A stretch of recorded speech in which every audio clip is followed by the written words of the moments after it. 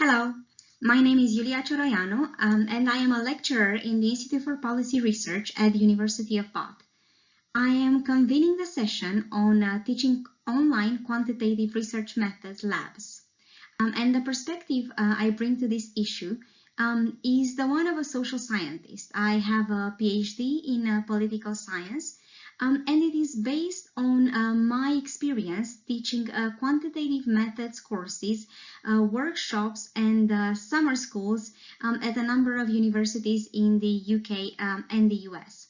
Most recently, I have been teaching quantitative and computational methods courses at the University of Bath and in the Q-STEP Center at the University of Exeter, as well as workshops and summer courses in computational text analysis.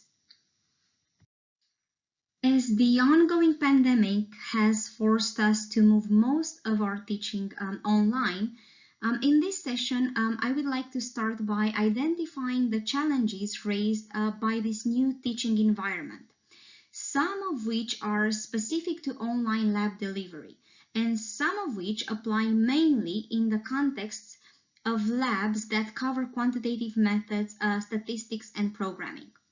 As I said before, I am a political scientist and I am based in the UK.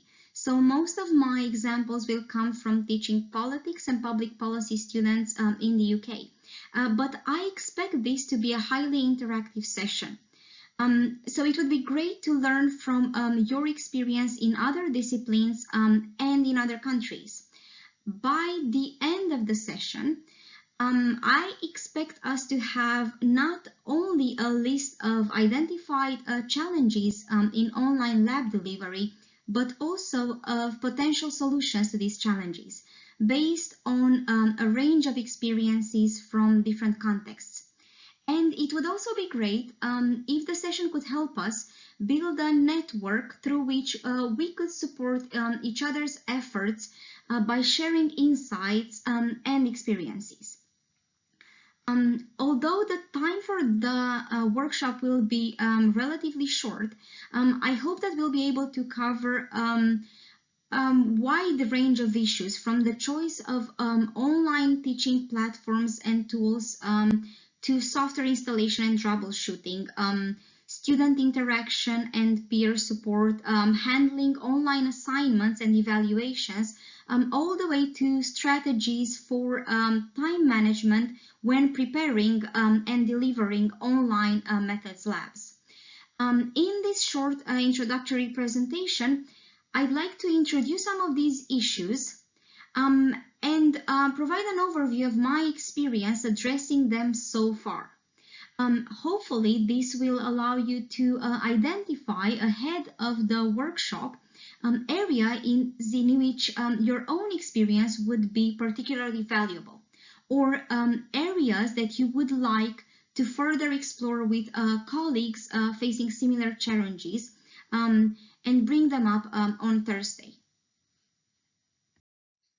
The two main decisions that we need to take when most of our teaching happens online, perhaps with some blended elements, are, first of all, how to make teaching materials available to students, and second, how to make the software and code which will be used in class available. And we will see that these two decisions are not independent. The default setup at the moment across most universities seems to be the use of learning management systems such as Moodle, Blackboard, Canvas, Google Classroom, or others that you might be familiar with, to share at least some of the materials for a class. However, since there are different functionalities that might be missing in these platforms, some of us, when teaching labs especially, often find ourselves supplementing the university systems by using GitHub, our personal websites, or other cloud storage and cloud computing services, which allow us to make a broader range of materials available to our students. At the same time, the shift to online delivery means that the physical computer lab, which was literally our go-to place for teaching methods labs, is no longer an option. It's no longer there. And even with blended delivery, alternative settings need to be in place.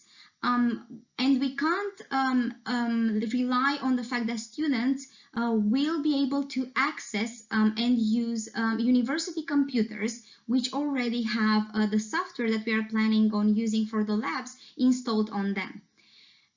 Therefore, considerable time and effort goes towards identifying alternative ways to make software available to our students. Some of the issues that we'll discuss on Thursday therefore covers software installation either on student personal computers or by using university systems, virtual environments, and desktop applications which provide access to the statistical programming software on university servers, such as UniApps, for example. I'd also like to go into further details on alternative solutions which are newer and are entirely cloud-based, such as RStudio Cloud and Jupyter Hub. Now, depending on the characteristics of the course that you are teaching, as well as any institutional constraints that your institution might impose, you may end up by using a combination of these elements. At the same time, I think we need to acknowledge that these issues are particularly challenging when teaching introductory courses. Not only because there is often very little student familiarity with the statistical software that you are using, but also because trying to teach this, to manage this complex system, while at the same time trying to make the system student-friendly and as accessible as possible in the context of potential student anxiety is problematic. So then the question becomes, how do we design a learning experience which is pleasant enough that it does not add to potential student anxiety issues around quantitative methods, and moreover, how can the online environment allow us perhaps to alleviate some of these issues? At the same time, another challenge in teaching online labs comes from the fact that our quantitative methods courses are often supported not only by our labs that we teach or our colleagues teach, but also by additional spaces and setups through which students support each other. These spaces emerge naturally in real life. They often emerge even without our involvement or with very little encouragement from us. And depending on individual learning style, these spaces often become an important part of student learning, and they enrich overall student experience. But how can we recreate peer-to-peer support, study groups, and student collaboration in a context in which most of our learning happens online? In the session on Thursday, we'll discuss potential online arrangements which can facilitate peer interaction, such as online discussion forums and other ways in which the online environment can be employed to increase inclusiveness. Another major challenge that we face when teaching online is the marked increase in overall time that we spend delivering the same content as before, but making it appropriate for online delivery. So where does this extra time go? It goes into identifying, understanding, implementing, and testing new online delivery systems. It goes into recording tutorials with step-by-step instructions. Also, very long hours spent in office hours and email exchanges with our students. Many of these hours spent, especially in introductory classes, on individual advice and troubleshooting. So how can we address these issues? Are there any ways in which the shift to online delivery can actually help us gain back some of this time beyond the fact that our efforts will eventually lead to the creation of nice collections of online materials that we could potentially reuse in the future. What I have found is that there are ways through which the online shift can actually help. For example, there has been a recent move towards increased availability of online quantitative methods materials since the beginning of the pandemic. It is therefore easier to find examples and excellent quality supplementary materials that we can point our students to. At the same time, however, of course, we need to be aware of student time limitations. There are many materials out there, and it is very tempting to assign more optional or even mandatory materials. We should, however, be aware that student time is limited as well, and overburdening them with material can lead to increased levels of anxiety. I have also found that online teaching environments and discussion boards allow me to collate questions and answer repeated questions a single time.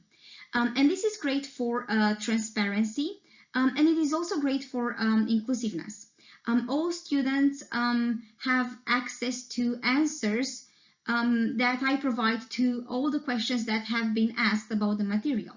So while I spend more time providing detailed and polished answers to student questions, the answers then turn into valuable course materials, and frequently asked questions come together into a nice format. The fact that some of the online platforms keep records of student engagement and of time spent on different tasks and different materials also mean that it is easier to adjust content and course delivery accordingly, which in the end, what I found is that leads to better learning outcomes. So these are only a few of the aspects that I hope to be able to cover in our workshop on Thursday. I'd like to encourage you to put any additional challenges that you have encountered as well as potential solutions that you found along the way on the agenda for our workshop, either by bringing them up during the discussion or by putting them in the chat window. I'll see you all on Thursday, the 22nd of October at 4 p.m. GMT. And if you are watching this video but you are not able to join the event, please use the link below to sign up to receive the recording as well as additional materials. Thank you.